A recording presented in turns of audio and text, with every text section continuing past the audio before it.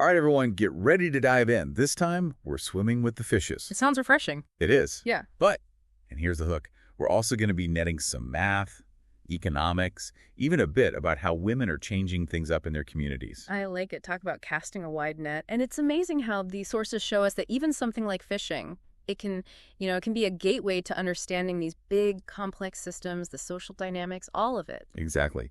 It reminds you that knowledge, it's all kind of connected, just hiding in plain sight sometimes. Right, waiting for us to make those connections. Okay, so one of the sources, it starts with this really cute image. It's kids drawing fish, and they're using like basic shapes, Oh, I love that. It's like art class, but you sneak in some geometry. Totally. And that got me thinking about scale. Like, how do we wrap our heads around size? The book mentions kids trying to imagine the absolute biggest fish, and they all shout, whale. Of course, what else would it be? Right.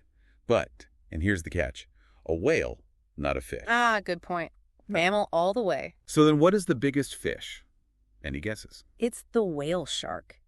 And get this, they can grow to be about 18 meters long. That's like 12 kids lined up head to toe. Can you imagine? 12 kids.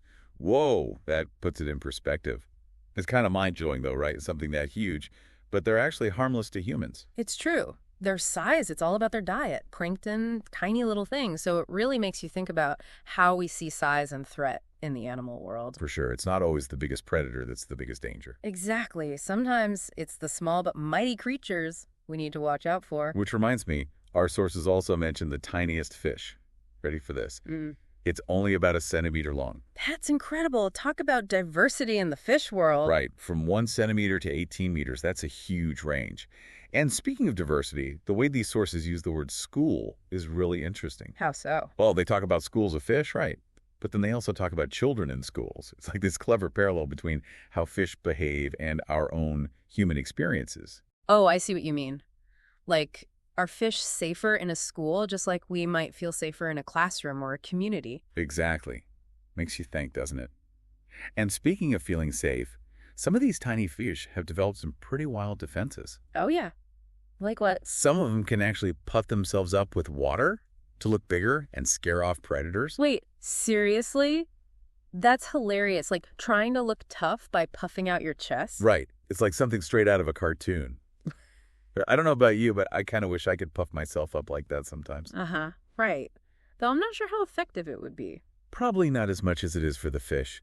But, on a more serious note, not every fish out there has those kind of defenses, those quirky tricks. That's true. And it makes you think about the challenges that fishing communities face, especially when we're talking about different types of boats and the impact they have. Right.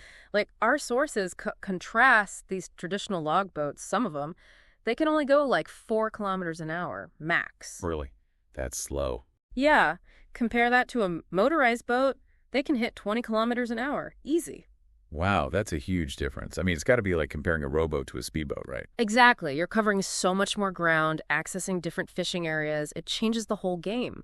But then that brings up the ecological side of things and the economics, too, especially with these big trawlers. Right, because those things are massive. Huge. And they can catch so much fish, sometimes even the young ones that haven't even had a chance to, Reproduce? No. Yeah, it's like wiping out a whole generation before they can even contribute to the ecosystem. That's exactly it. It throws things out of whack, and it can really hurt the livelihoods of those who depend on, smaller scale fishing. But there's this one story, it really stuck with me. It's about this group of women. They're doing some incredible things, showing real resourcefulness. You mean the Minkar Bank? I was so impressed by them. They're amazing, right? Setting up this whole cooperative bank, and each woman, they contribute just $25 every month. It's like a testament to what saving can do, especially when people come together. It's true. It's like that saying, every drop in the ocean counts. But they're not just saving, are they? Oh, no. They're putting that money to work. They use it to give loans to other women in the community, help them buy what they need, like nets, boats, the essential stuff. So smart.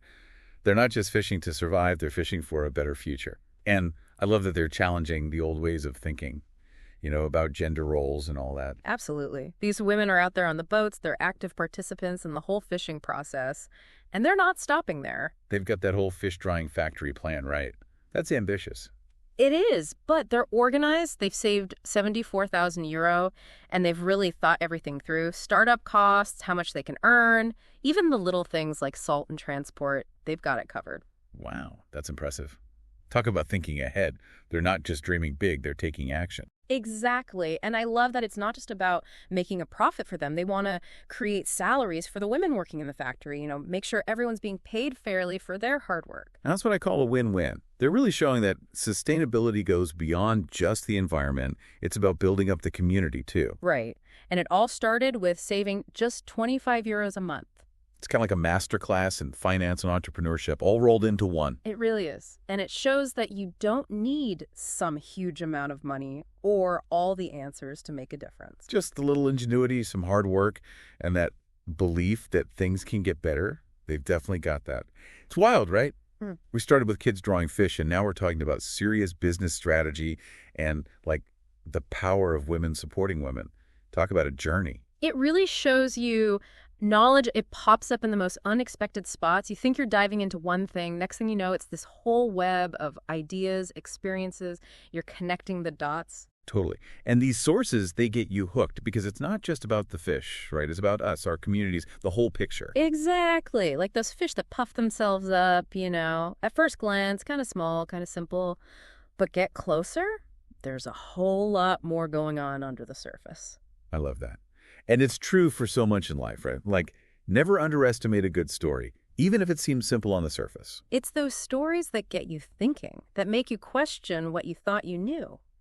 And speaking of stories that inspire, those mean car bank women, they really left a mark on me. For sure. What they're doing, it shows that you don't need all the answers. You don't need tons of money to make a change. It's about using what you've got, putting in the work, and really believing that things can be better. Exactly. And they're proving it one step at a time. Makes you wonder, what other stories are out there? The everyday stuff that we might overlook.